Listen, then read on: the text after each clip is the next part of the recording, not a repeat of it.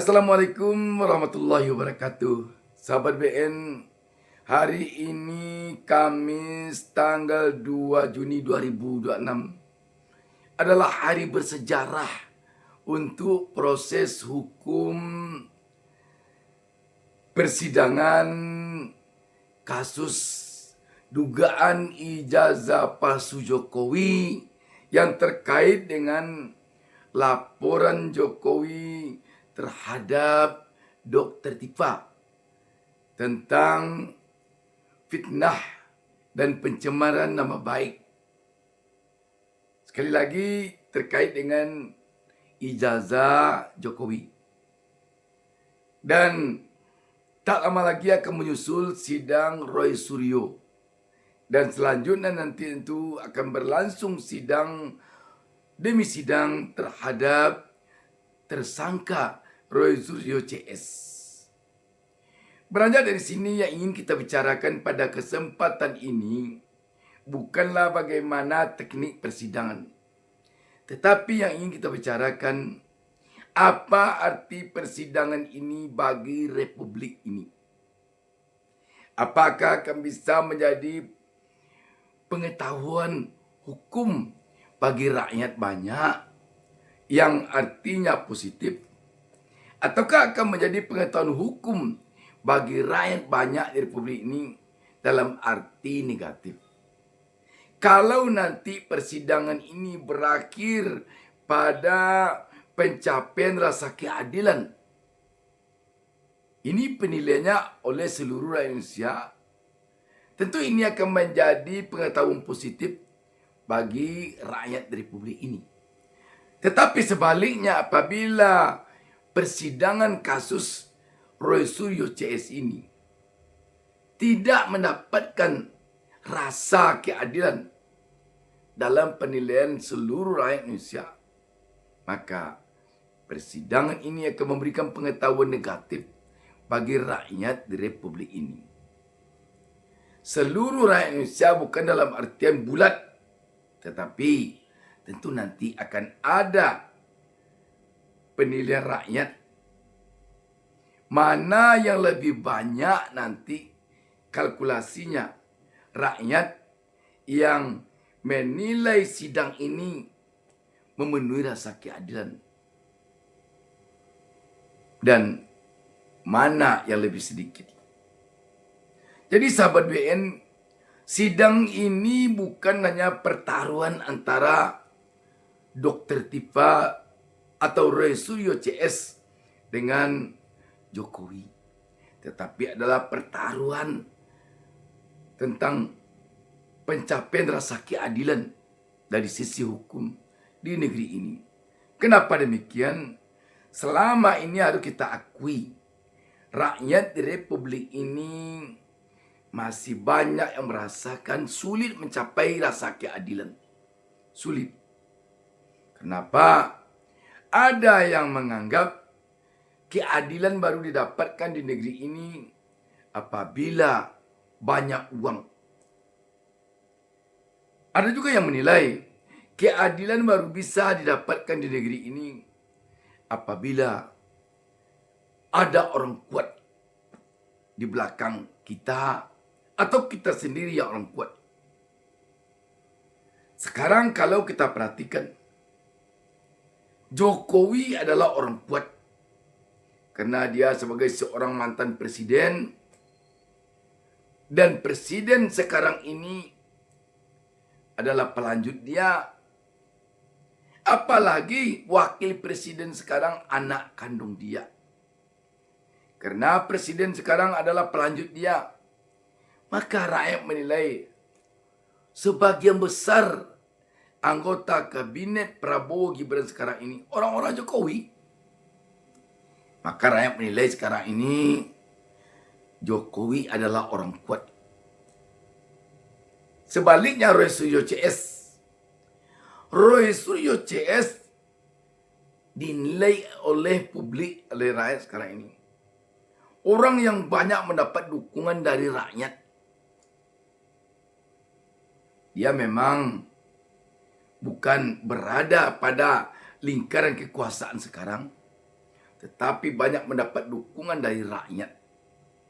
Sekarang ini yang akan adu kuat. Manakah yang kuat nanti? Jokowi yang dianggap oleh rakyat masih kuat karena dia masih merupakan bagian dari kekuasaan sekarang. Dengan Roy Suryo CS yang sekarang mendapat dukungan dari berbagai elemen masyarakat. Kenapa Roy Suryo CS dikatakan mendapat dukungan dari berbagai elemen masyarakat? Ketika kemarin ini Roy Suryo dan Dr. Tipa ditangkap polisi, tak kurang dari 50 orang tokoh-tokoh nasional yang memberikan jaminan penangguhan Roy Suryo dan Dr. Tipa. Nah, di tengah-tengah antara kekuatan yang dua ini sekarang, disinilah hakim berdiri. Apakah hakim memutus perkara ini nanti lebih condong kepada yang didasari oleh kekuatan Jokowi karena dia berada dalam lingkaran kekuasaan? Apakah nanti hakim memutus perkara ini lebih dipengaruhi oleh kekuatan Roy Suryo CS yang didukung oleh banyak kalangan masyarakat? Namun yang diinginkan oleh rakyat jelas bukan hakim terpengaruh oleh kekuatan Jokowi dan oleh kekuatan Roy Suryo CS. Rakyat mengharapkan hakim memutus perkara ini semata-mata didasari oleh pemenuhan rasa keadilan. Apakah mampu nanti hakim menegakkan rasa keadilan untuk republik ini? Ini untuk republik ini, bukan untuk Jokowi, bukan untuk Dr. Tifa, bukan untuk orang yang berada di kelompok Jokowi, bukan pula untuk orang yang berada di kelompok Dr. Tifa atau di kelompok Roy Suryo CS. Tetapi hakim dikehendaki oleh rakyat berada pada titik pencapaian rasa keadilan. Ini kalau salah-salah nanti penetapan vonis perkara ini, tidak dapat kita bayangkan residu apa yang akan melekat pada rangkaian berikutnya dari perkara ini untuk bangsa dan negara ini ke depan.